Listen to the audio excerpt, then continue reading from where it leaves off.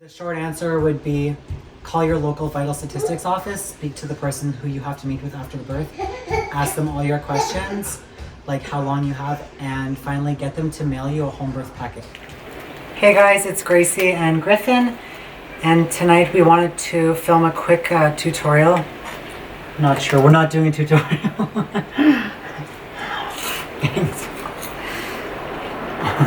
Nom nom nom. Can I have some? To answer a very frequently asked question of how to go about obtaining a birth certificate, social, and passport after an unassisted birth. So, some people choose to not do so and to intentionally keep their kids out of the system, especially with all the craziness going on in the world today during this COVID quarantine. I can definitely see the benefits of doing that. But anyways, we're a military family and we decided it would be best to get Griffin registered so that he could get a passport and be eligible for benefits, you know, through Gage's work. Okay, so it's different for every state. Every state has different regulations, and maybe even every county has different regulations, even though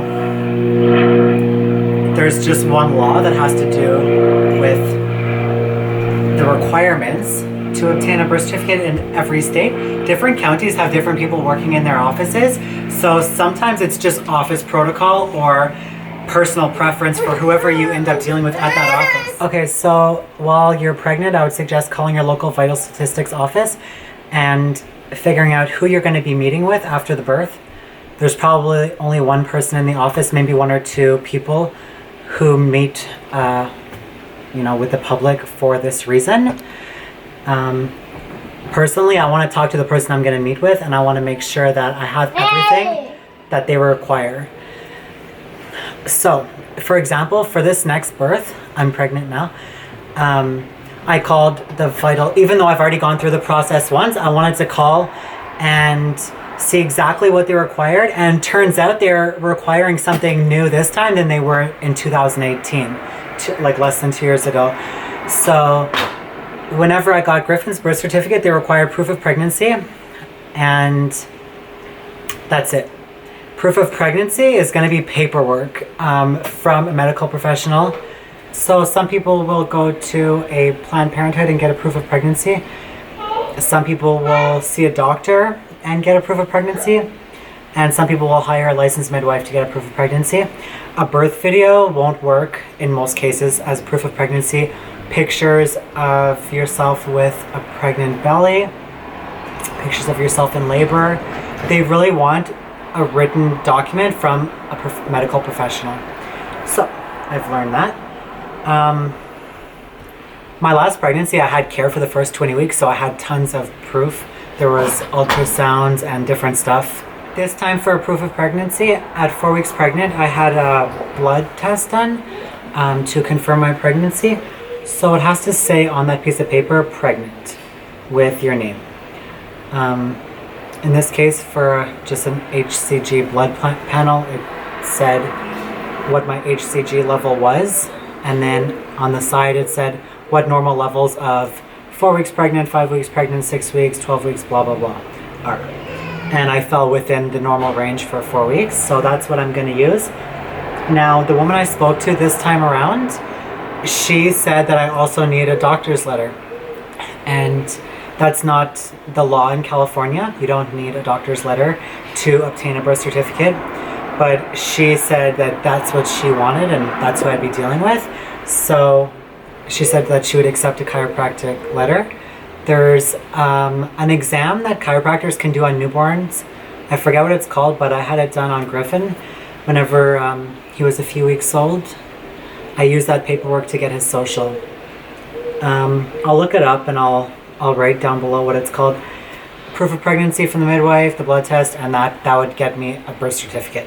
So, back to step one, call your local vital statistics office, ask what they require, try and talk to whoever you're going to be meeting with, find out how long you have after the birth. Most places it's like a year or 2 years.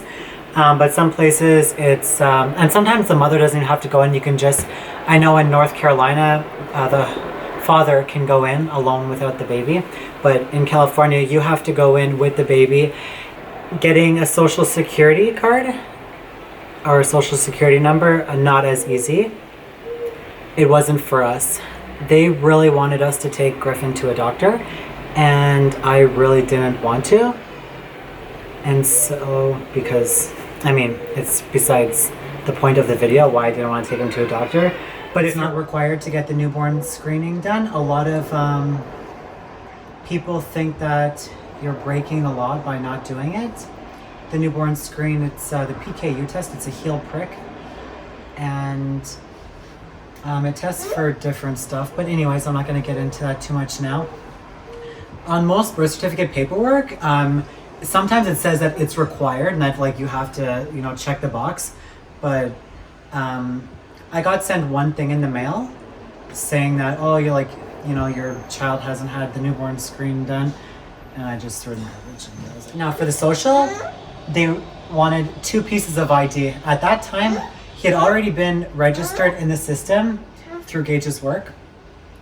And so he had health insurance through the military or through TRICARE. And I thought that I could use that maybe as a proof of, or as ID, and then his birth certificate. But I showed up at Social Security and I said, like, you know, this is infant, like he doesn't have ID.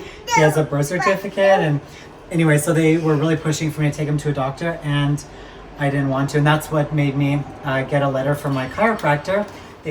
So it took about 3 times of going back to Social Security to finally get the Social Security card. So we finally got that, and I actually tried to get his passport before he had a social, because on the website for, like on the government website, the passport website, it says that newborns don't need a social in order to get a passport. So I went out of my way big time to go to this passport fair to get him a passport, and they wouldn't do it without his social.